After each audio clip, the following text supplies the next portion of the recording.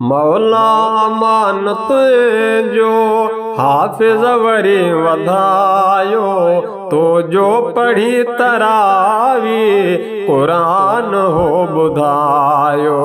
मौला अमान तुझो हाफिज़ वरी वधायो, तो जो पढ़ी तरावी कुरान हो बुधायो। मौला अमान तुझो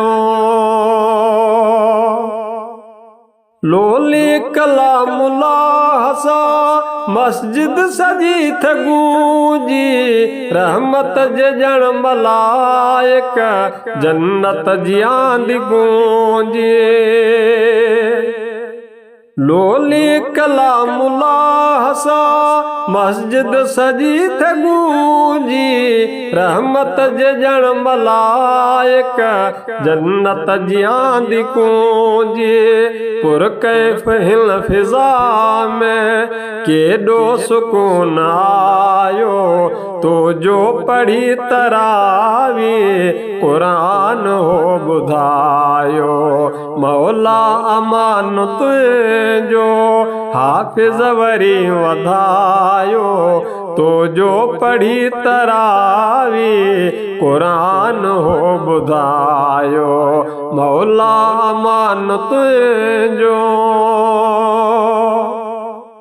रहमान जी पढ़ी तो थकई वया लही थे, यासीन जहड़ी सूरत वाह वाह छा ठही थे।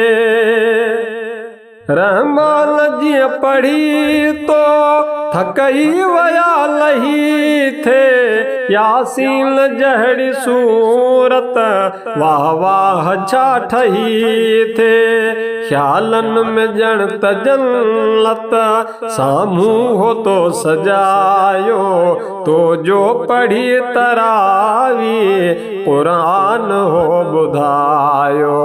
मौला अमान तुझो हाफिज़ वरी वधायो, तो जो पढ़ी तरावी कुरान हो बुधायो।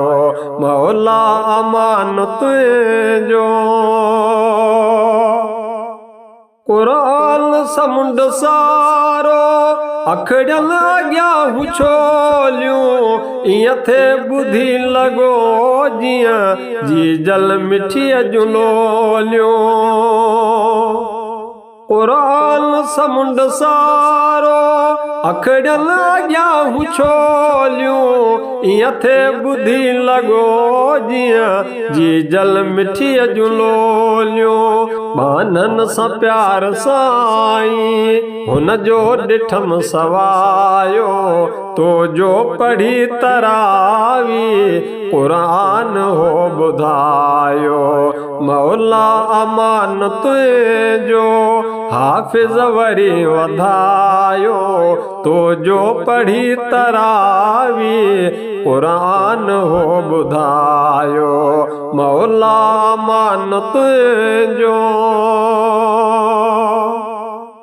चांडो चवई थो खीरू प्यारा अब्द मालिक, राज़ी बि आहे तो सां ख़लाक़ मुंहिंजो ख़ालिक। चांडो चवई थो खीरू प्यारा अब्द मालिक, राज़ी बि आहे तो सां ख़लाक़ मुंहिंजो ख़ालिक। छो जो टीह सिपारा सागर थे समायो, तो जो पढ़ी तरावी कुरान हो बुधायो।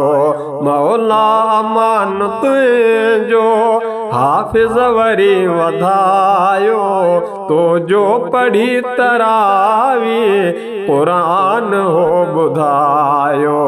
मौला अमान तुझो मौला अमान तुझो।